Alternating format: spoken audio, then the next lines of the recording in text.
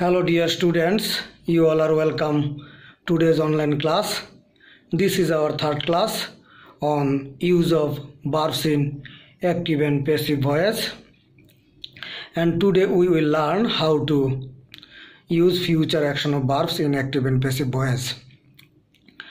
Like our previous class, we will start with Bengali verb অর্থাৎ বাংলা ক্রিয়া। Common verb হিসেবে আমরা বিগত ক্লাসগুলোতে ব্যবহার করেছি ডু ভার্বকে, আজকেও সেটাই করব। এখানে আমরা বোর্ডে দেখতে পাচ্ছি কমন ভার্ব ডু।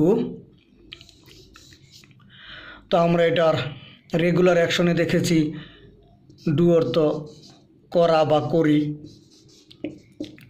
এরকম, এবং এটার পাস্ট অ্যাকশন অফ ইউজে দেখেছি, পাস্ট ইউজে দেখেছি এটার ডিড, বাংলা ছিল করেছিলাম।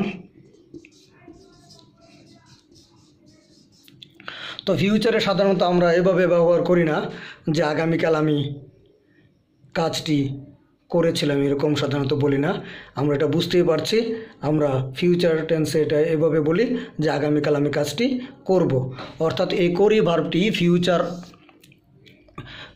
টেন্সে যখন ব্যবহার করি এটার ফিউচার অ্যাকশনটা তখন হয় করব, এটা পরিবর্তিত হয়ে তখন এটা হয় করব।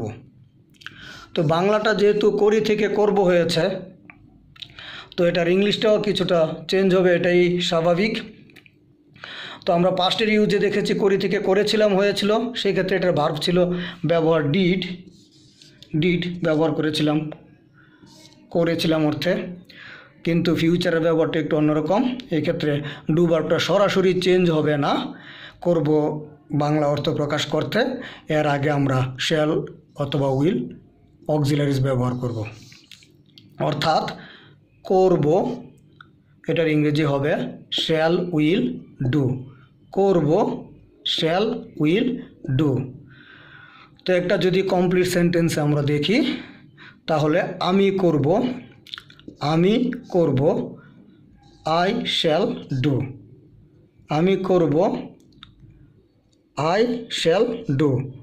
তুমি করবে, তুমি সাবজেক্ট এখানে ইংরেজি বাক্যের গঠনে এবং বাংলা বাক্যের গঠনে অ্যাসার্টিভ সেন্টেন্সে সাধারণত সাবজেক্ট প্রথমে বসে। তুমি করবে, ইউ উইল ডু। তো এখন এই করব ভার্বটাকে আমরা অ্যাক্টিভে দেখলাম করব শ্যাল উইল ডু, কিন্তু আমরা যখন এটাকে প্যাসিভে ব্যবহার করব তখন সেটার পরিবর্তনটা আশা করি তোমরা বুঝতে পেরেছ।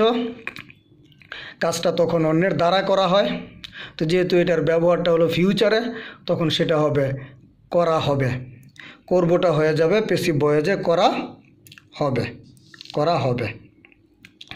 তো আমরা প্যাসিভ ভয়েসের নিয়ম অনুসারে সাধারণত জানি মূল ভার্বটার B3 হয়, আমরা এখানে মূল ভার্বের B3 ব্যবহার করেছি, আর অক্সিলারিজ হবে এটার আগে। তো এটার অ্যাক্টিভেই অলরেডি অক্সিলারিজ রয়েছে শ্যাল অথবা উইল। এক্ষেত্রে প্যাসিভের সময় একটা এডিশনাল ওয়ার্ড বি যোগ হবে, অর্থাৎ প্যাসিভের অক্সিলারিটা হবে শ্যাল বি উইল বি।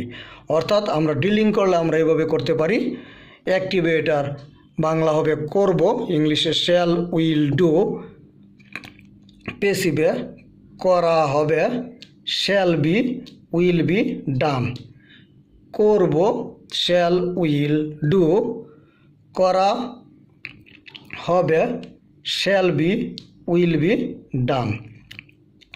তো আমরা যদি একটি প্যাসিভে কমপ্লিট সেন্টেন্সের ব্যবহার দেখি তাহলে আমরা এটা লিখতে পারি এরকম একটি সেন্টেন্স যে কাজটি করা হবে।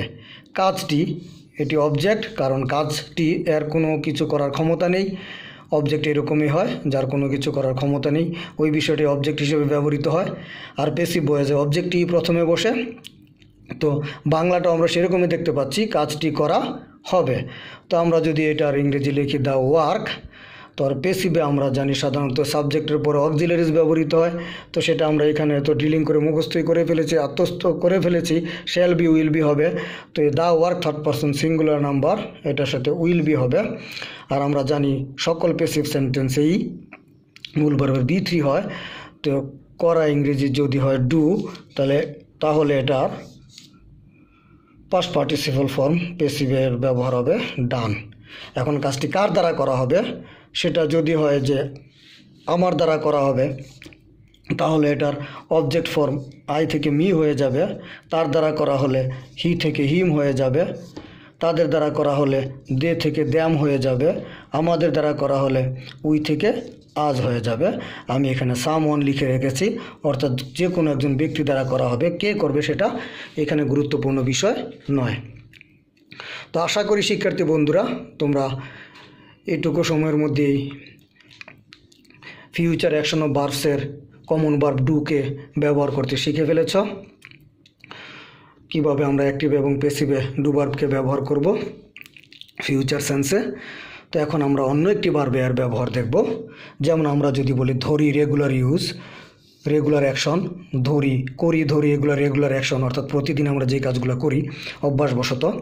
তো এটার পাস্ট ইউজ হবে ধরেছিলাম, করেছিলাম, এরকম। তো ফিউচারটা হবে ধরব।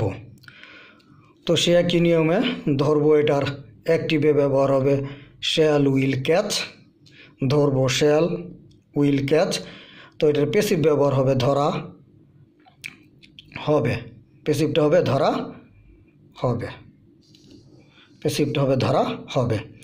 তো ধরব শ্যাল, উইল, ক্যাচ, আর ধরা হবে shall be, will be, caught, V3।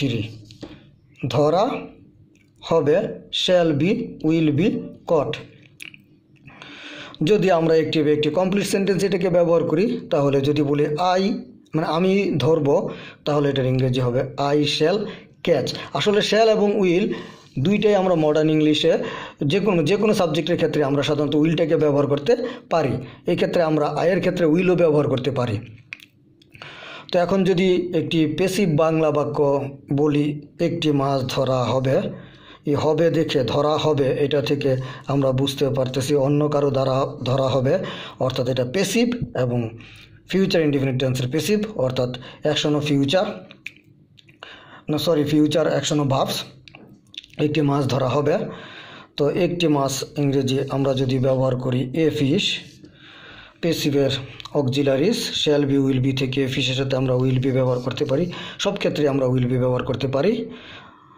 প্যাসিভের নিয়ম অনুসারে ভার্বের V3 ক্যাচ থেকে হয়ে যাবে কট, অর্থাৎ এখানে যেমন ব্যবহার করেছে আমি ধরবো আই শ্যাল ক্যাচ, কিন্তু যখন বলা হলো একটি মাছ ধরা হবে, তখন এই ধরা হবে প্যাসিভ অর্থে V3 কট হয়ে গেছে। তার অবজেক্টটা এখানে সাবজেক্টের জায়গায় বসেছে। A fish will be caught by someone.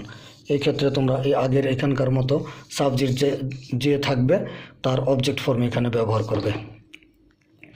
তো শিক্ষার্থী বন্ধুরা, আশা করি তোমরা আজকের এই future action of verbs in active and passive voice ভালোভাবে আত্মস্থ করতে পেরেছ। বাকিটা তোমরা বাসায় প্র্যাকটিস করে নিবা। আর আমি যেভাবে ক্লাসে ড্রিলিং করে দেখাচ্ছি সেভাবে তোমরা বারবার বাসায় বলে বলে ড্রিলিং করে করে শিখে নেবা। আমার মূল টার্গেটই হচ্ছে আসলে তোমাদেরকে দিয়ে কথা বলানো, ইংলিশে তোমাদের স্পিকিং স্কিলটা ডেভেলপ করা এবং লিসেনিং স্কিলও ডেভেলপ করা, gradually reading and writing skill develop করা। যখন তোমরা এগুলোকে স্পিকিং স্কিলে মানে বলার সময় ব্যবহার করতে পারবা, তখন দেখবা যে অন্য বললেও সেটা তোমরা বুঝতে পারবা। এবং তোমাদের টেক্সট বই পড়ার ক্ষেত্রে রিডিং স্কিলটা সাধারণত আমাদের টেক্সট বই থেকে আমরা করে থাকি। আর এর জন্যই তোমাদের ফার্স্ট পার্টে সিন প্যাসেজ এবং আনসিন প্যাসেজ রয়েছে। তো সেগুলো তোমরা গ্র্যাজুয়ালি ডেভেলপ করতে পারবা এবং ছোট ছোট বাক্য তোমরা লিখতে পারবা এবং লেখার চেষ্টাও করবা। যেহেতু আমরা একই এই অলরেডি ভার্বের তিনটা টেন্সের ক্ষেত্রে ব্যবহার শিখে ফেলেছি, তো তোমরা আগামী দিন এই বাক্যগুলো ব্যবহার করে কিছু লেখার চেষ্টা করবা। একটা প্যারাগ্রাফ লেখার চেষ্টা করবা। সেটা হতে পারে তোমার রেগুলার অ্যাক্টিভিটিসের উপরে 5টা সেন্টেন্স। আমি তোমাদের হোমওয়ার্ক হিসেবে দিয়ে দিলাম 5 সেন্টেন্স।